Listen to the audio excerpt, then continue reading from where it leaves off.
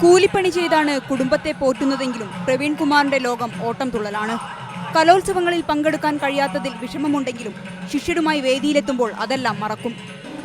ശിഷ്യന്മാരിൽ എനിക്കുണ്ടായ നഷ്ടം ഞാൻ എൻ്റെ ശിഷ്യന്മാരിലൂടെ നികത്തുകയാണ് ചെയ്തുകൊണ്ടിരിക്കുന്നത്. പണ്ട് കലോത്സവങ്ങളിൽ പങ്കെടുക്കാത്തതിൽ അതിയായ ദുഃഖമുണ്ട്. ആ ഒരു ദുഃഖം ഇതിലൂടെ കുട്ടികളെ പങ്കെടുപ്പിക്കുന്നതിലൂടെ നികത്തുകയാണ് ഞാൻ ചെയ്യുന്നത്. അതിരാവിലെയും രാത്രിയും ജോലിക്കിടയിലാണ് ഓട്ടംതുള്ളൽ പഠിപ്പിക്കാൻ ശിഷ്യന്മാരുടെ അടുത്തെത്തുക.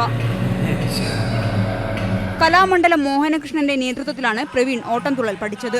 അതും സ്കൂൾ കാലഘട്ടം കഴിഞ്ഞ് ജോലിക്കിടയിൽ തന്നെ.